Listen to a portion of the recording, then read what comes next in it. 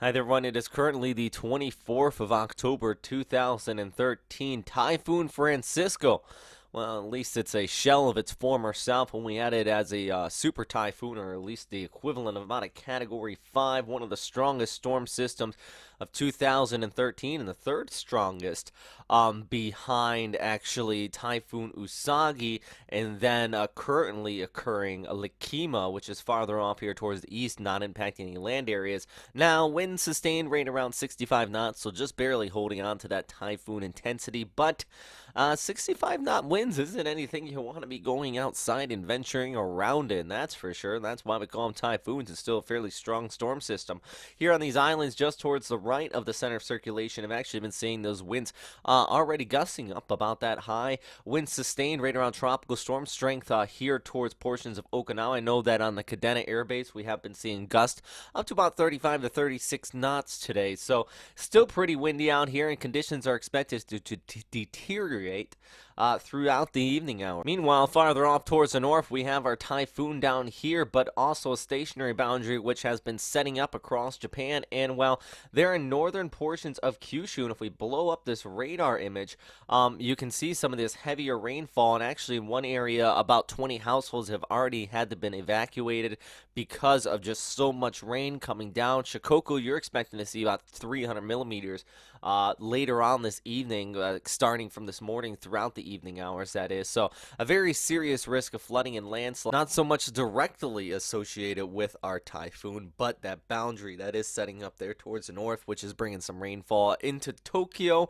As far as the rain that you're going to be seeing on Friday into Saturday morning, it's not so much going to be directly from the typhoon. It's just going to be that boundary lifting a little bit farther there towards the north, and also being associated with this low that's actually coming in out of northeastern China. It's bringing some snowfall out there. It's going to get hooked up with that, so it's going to feel more like a westerly type of storm system with the pretty heavy rainfall vice this typhoon that's coming in from the south. I'm not saying winds won't get pretty gusty, and there along coastal areas, including there in Yokosuka, you could be seeing winds sustained right around 35 knots, so tropical storm strength winds, but it's not going to be the same conditions you saw there with Weepa. Now, taking a look at the outlook, though, like I said, we do have that cold front coming in. It's going to pick it up. Likima is also going to merge with it kind of here, and you're going to see some widespread rainfall, and that's going to be the major threat for Japan. But like I've been saying the last several days, let's back it up here. Look how tight these lines are, pretty close together, as we have Francisco right near Okinawa, Likima over here towards the east, winds gusting over 300 kilometers per hour with this one, a very strong, dangerous storm. But look how close the lines are to each other. Now, that is because you have two deep, tight low pressure areas. Now, as they merge, you're not going to get a superstorm out of this. What happens is because the gradient starts to loosen and they all become one large low pressure area, you don't have those tight gradients together. It's just one massive hole in the ground vice three deep small holes. So the wind really decreases quite considerably. Think of it as a mountain. You can have three very tall mountains, but it's very shallow slopes, or very steep slopes, that is.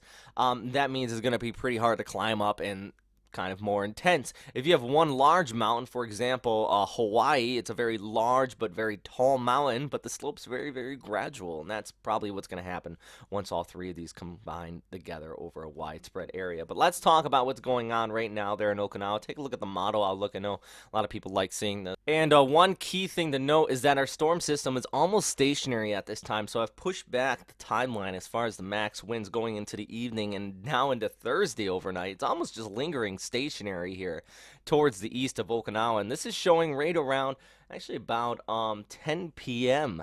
Japan Standard Time, so later on tonight. And look at this, we got those winds upwards about 50 knots there in the northern portions of Okinawa, 40 to 50 down there farther towards the south, and that's what I'm expecting here. Now, not saying that this is going to start at that time. It should be starting throughout the afternoon hours out here, actually right around about 1 to 2 p.m. I expect these winds to really start to really kick up once we have that first rain push on shore. But basically for the past 24 hours, I've been watching this rain rain band linger a little bit farther there towards the east, and due to that slow motion of the storm, it just hasn't got there quite yet. So heading out even in the Friday morning, do still expect some pretty gusty winds there, especially along the western peripheries of Okinawa Honto, extending off there towards the Amami Islands. And then into Friday, and like I said, out towards Saturday morning, it's going to be bringing that heavy rainfall across much of Japan. But look at the center of circulation, it stays offshore. Still some pretty gusty winds expected across the Izu Islands here, so not anything to take lightly. And like I said, right near the coastal areas, you could still see some tropical storm strength